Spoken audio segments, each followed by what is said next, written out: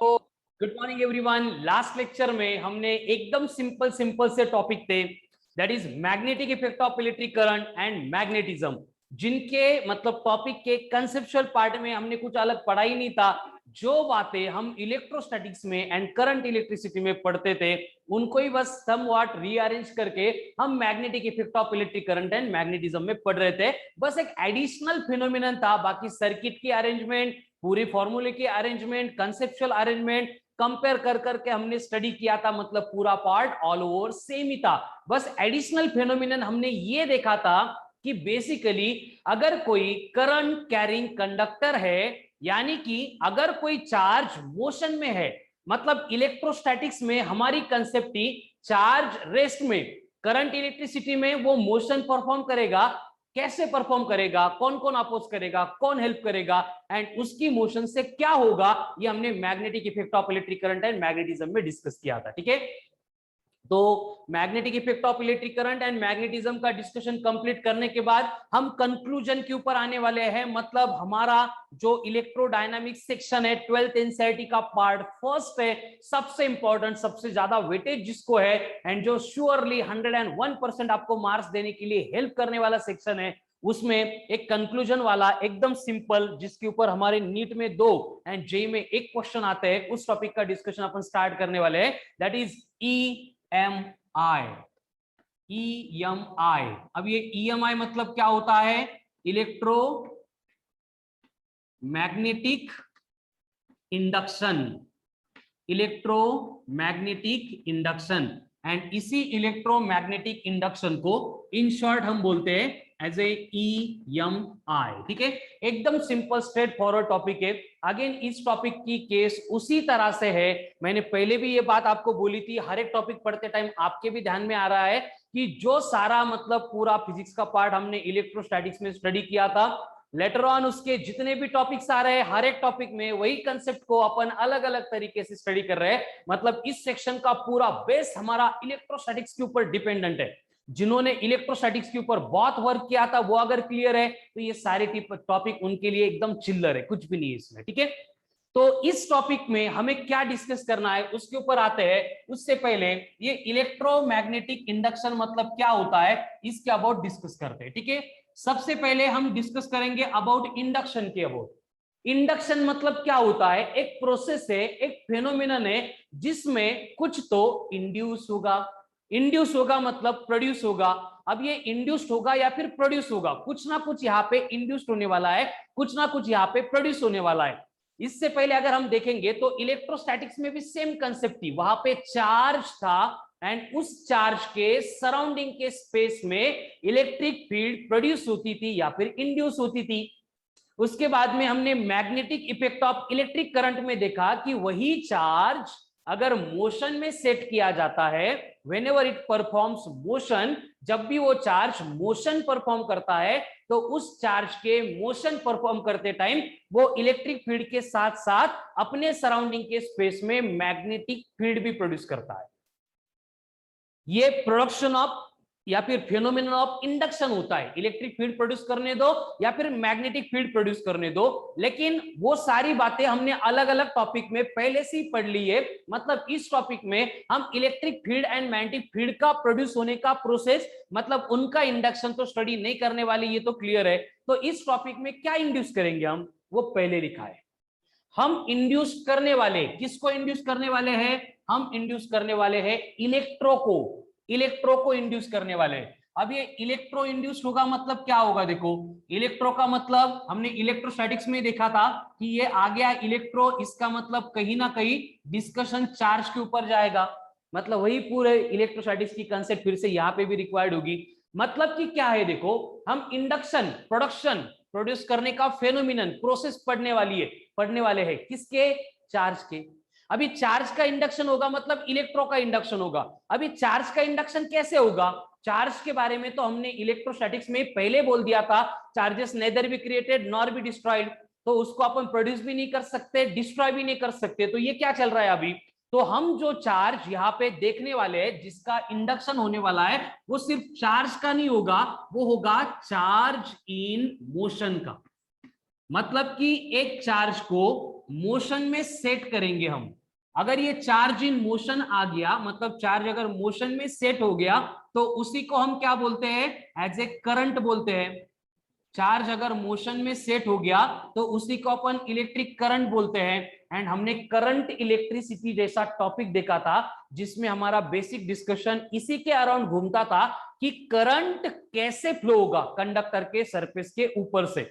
मतलब चार्जेस जो है कंडक्टर के एक एंड से दूसरे एंड तक ट्रैवल कब करेंगे, कैसे करेंगे, उनको ट्रैवल कराने के लिए कंडीशन क्या है, यही बात हम करंट इलेक्ट्रिसिटी में डिस्कस कर रहे थे। और वहां पे हमें समझ में आ रहा था कि बेसिकली जब तक कंडक्टर के टर्मिनल के अक्रॉस, जब तक कंडक्टर के टर्मिनल के अक्रॉस हम पोटेंशियल डिफरेंस कनेक्ट नहीं करते हैं, पोटेंशियल डिफरेंस कनेक्ट नहीं करते, तब तक कंडक्टर के सरफेस के ऊपर से करंट फ्लो नहीं होगा। ठीक है, अब ये जो पोटेंशियल डिफरेंस हुआ करता था, हमने देखा कि एक्चुअल में जो प्रोवाइड करता है वो सेल होता है, chemical cell. And chemical cell अगर ये पोटेंशियल डिफरेंस प्रोवाइड कर रहा है, या फिर जो सोर्स है जो पोटेंशियल डिफरेंस प्रोवाइड करेगा, उसके पोटेंशियल डिफरेंस की एक्चुअल जो वैल्यू होती है, उसी को अपन इलेक्ट्रोमोटिव फोर्स ऐसे बोलते थे, इलेक्ट्रोमोटिव फोर्स ऐसे बोलते थे। यानी इस इलेक्ट्रोमोटिव फोर्स को ही हमने बाद में जाके ईएमएफ बोला था, ईएमएफ बोला था। यानी कि अब बोर्ड पे जो सारी बातें लिखी गई है वो सारी की सारी आपको एकदम डिटेल में 101% कंसेप्ट भी क्लियर है और मालूम भी है। तो इस टॉपिक के कंसेप्ट को समझो, टॉपिक का कंटेंट बहुत सिंपल है। आगे कौन सा टॉपिक है हमारा, इलेक्ट्रोमैग्नेटिक इंडक्शन। अब ये तो क्लियर हो गया कि इस टॉपिक में हम ये इंडक्शन का मतलब प्रोडक्शन का फेनोमेनन डिस्कस करने वाले। लेकिन किसका प्रोडक्शन, किसका इंडक्शन, उसके लिए हम आगे पहले वर्ड के ऊपर इलेक्ट्रो का इंडक्शन। अब इलेक्ट्रो ये रिलेटेड टू चार्ज होता है, इलेक्ट्रो आ गया मतलब वो चार्ज से रिलेटेड ही कंसेप्ट होगी, हमने पहले इलेक्ट्रोस्टैटिक्स में ही डिस्कस करके क्लियर कर लिया है। यानी कि यहां पे क्या होगा, ये जो चार्ज है ये मोशन में सेट हो जाएगा, चार्ज के मोशन को हम करंट बोलते हैं। एंड कंडक्टर में करंट फ्लो होने की जो प्रोसेस होती है उसको प्रोवाइड और उसको मतलब करंट को फ्लो कराने के लिए रिस्पॉन्सिबल जो फिजिकल क्वांटिटी हमने उसको पोटेंशियल डिफरेंस बोला है। एंड अगर इसको कोई सोर्स प्रोवाइड कर रहा है तो वो सोर्स के पास जितना सारा पोटेंशियल डिफरेंस है उसी को अपन इलेक्ट्रोमोटिव फोर्स यानी ईएमएफ बोलते थे। है क्लियर, सबको याद है ये सारी कंसेप्ट? Yes sir. तो यहां पे हमने देखा कि ये सारी बातें यहां पे इंडक्शन में आने वाली है। लेकिन ये अलग से क्यों पढ़ रहे हैं अपन, क्योंकि हमने इलेक्ट्रोस्टैटिक पोटेंशियल एनर्जी जैसी कंसेप्ट देखी थी। और इलेक्ट्रोस्टैटिक पोटेंशियल एनर्जी के कंसेप्ट में हमने देखा था कि अगर हम वर्क करेंगे तो वो स्टोर होगा in the form of energy, and उस एनर्जी को बोला जाएगा इलेक्ट्रोस्टैटिक पोटेंशियल एनर्जी। एंड इस पोटेंशियल एनर्जी के डिफरेंस को अगर कंडक्टर के टर्मिनल के अक्रॉस कनेक्ट करेंगे तो करंट फ्लो होगा। मतलब पोटेंशियल डिफरेंस भी आ गया, इलेक्ट्रोमोटिव फोर्स भी आ गया, करंट भी आ गया, मतलब चार्ज भी मोशन में सेट हो गया। तो अगर ये सारी बातें हम पहले पढ़ चुके हैं तो इस टॉपिक में अलग क्या पढ़ना होगा, क्या लगता है आपको? वो एक्सप्लेन करने के लिए यहाँ पे और एक वर्ड बाकी है, दैट इज मैग्नेटिक। यानी कि इस टॉपिक की जो हमारी कंसेप्ट है वो यहाँ पे हमें क्लियरली एक्सप्लेन कर रही है कि जो भी कंडक्टर में से करंट फ्लो होने वाला है या फिर करंट फ्लो कराने के लिए रिस्पॉन्सिबल जो भी इलेक्ट्रोमोटिव फोर्स है, इन सब का होने वाला है इंडक्शन, इन सब का होने वाला है इंडक्शन। एंड इनका इंडक्शन होगा मतलब इनका प्रोडक्शन होगा, मतलब ये प्रोड्यूस होंगे, इंड्यूस्ड होंगे। एंड इनके इंडक्शन के लिए रिस्पॉन्सिबल कौन रहेगी, मैग्नेटिक फील्ड रहेगी, magnetic field will be responsible for this. तो इस टॉपिक में हमें पहले की कंसेप्ट लेकिन थोड़ी अलग तरीके से पढ़नी है। और यहां पे हम देखने वाले हैं, पढ़ने वाले हैं कि करंट जब भी कंडक्टर में से फ्लो होता है उसको फ्लो कराने के लिए जो रिस्पॉन्सिबल इलेक्ट्रोमोटिव फोर्स है या फिर उसको अपन पोटेंशियल डिफरेंस बोलते हैं, पहले हमने देखा है उसको प्रोड्यूस करते कैसे, लेकिन यहाँ पे थोड़ी अलग कंडीशन है कि वहां पे मैग्नेटिक फील्ड कैसे ये सारा पार्ट करेगी और यहाँ पे हमें इस कंसेप्ट के ऊपर पूरा टॉपिक पढ़ना है, ठीक है। तो टॉपिक का मतलब क्या है, टॉपिक में क्या पढ़ना है, कुछ आइडिया आ रहा है, कुछ क्लियर हो रहा है? Yes no? Yes no? कहीं हिंदी नहीं हमारा है ना। गुड मॉर्निंग, आवाज आ रही है क्या? ओके ठीक है, चलो। तो बेसिकली इलेक्ट्रोमैग्नेटिक इंडक्शन क्या है, ये वर्ड की मीनिंग तो समझ में आ गई। अब धीरे धीरे आगे बढ़ते हैं। अब आगे बढ़ने के बाद हमें कुछ और डिटेल्स इसकी मालूम होगी। अब बेसिकली इस टॉपिक को पढ़ने के लिए एक कंडीशन है कि आपने electrostatics, current, electricity, magnetic effect of electric current and magnetism, इन सारे टॉपिक्स को डिटेल में पढ़ा हुआ है, तभी आप ईएमआई में कुछ कर सकते हैं, ये आपको समझ में आ सकता है, इसलिए हम ये टॉपिक लास्ट में पढ़ रहे हैं। तो बेसिकली हमने पहले magnetic effect of electric current में देखा था, जो बात हमें ऑर्स्टेड ने बोली थी।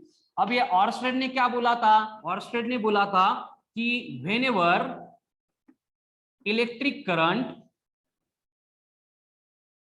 इज फ्लोइंग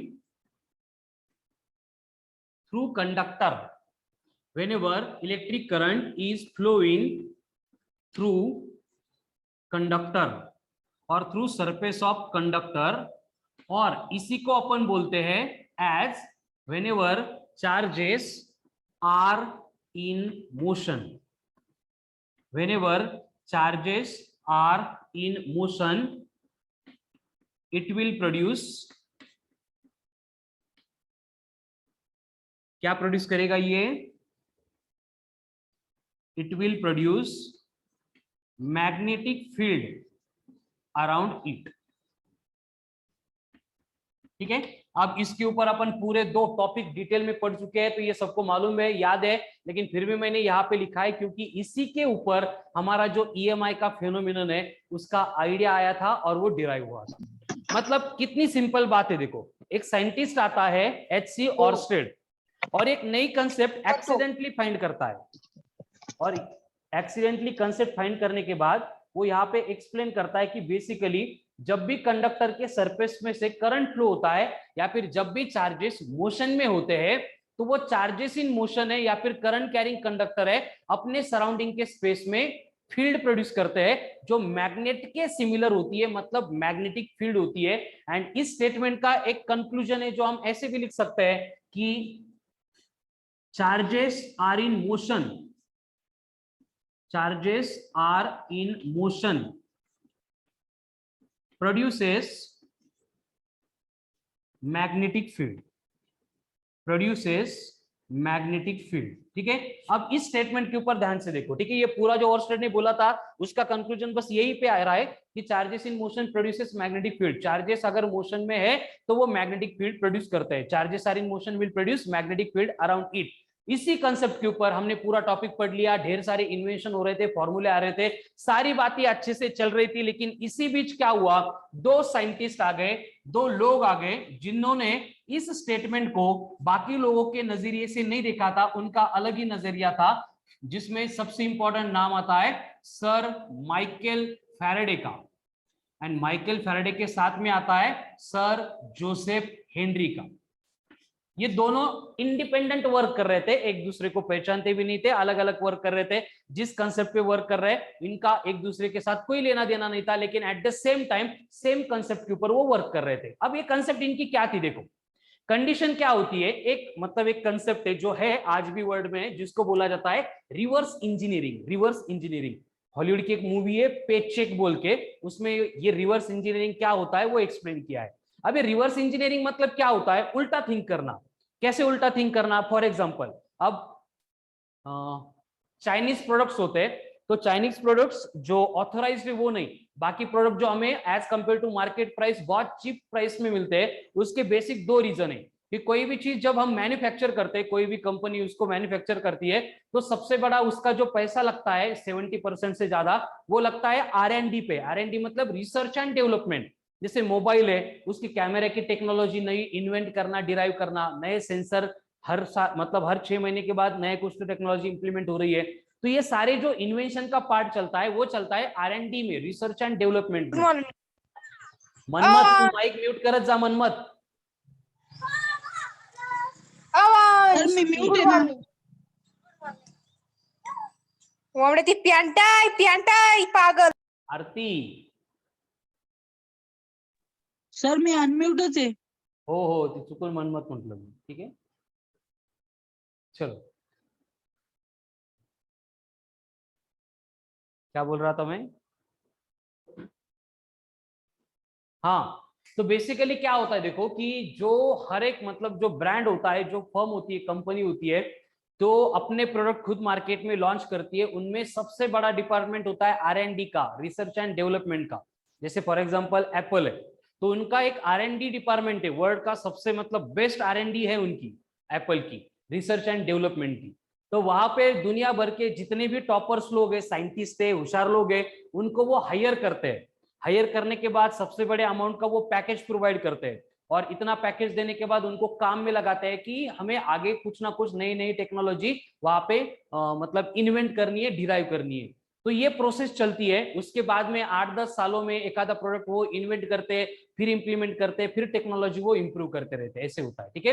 एंड दूसरा होता है क्वालिटी कंट्रोल. क्वालिटी कंट्रोल मतलब जो ब्रांड इस्टेब्लिश होते हैं उनका रीजन यही होता है कि एक एक प्रोडक्ट वो जब मार्केट में सेल करने वाले हैं उससे पहले उसकी क्वालिटी चेक की जाती है, वो 100% करेक्ट है या नहीं है. तो ये चाइनीज के पार्ट में क्या होता है, एक तो क्वालिटी कंट्रोल वो बंद कर देते हैं, वहां पे पैसा बच गया. एंड दूसरा R&D रखते नहीं, वो पायरेसी करते हैं. ठीक है ना. सब नहीं बोल रहा हूं मैं, लाइव लेक्चर है, ऐसे कोई मतलब ऑब्जेक्शन वाली बात में नहीं बोल रहा हूं. एक नॉर्मल केस का डिस्कशन चल रहा है कि जो पायरेटेड प्रोडक्ट होते हैं उनके बारे में अपन डिस्कस कर रहे हैं. तो वो करते क्या है, एकदम सिंपल बात करते हो जिसको बोला जाता है रिवर्स इंजीनियरिंग. जैसे कि फॉर एग्जांपल हमें मोबाइल बनाना है, नया मैन्युफैक्चर करना है मुझे, तो मेरे पास कोई R&D नहीं है, कोई इन्वेंशन नहीं है, कौन सी बात कैसे सेंसर इन्वेंट होते हैं, क्या करते हैं, मैं उसको मैन्युफैक्चर भी नहीं कर पा रहा हूं.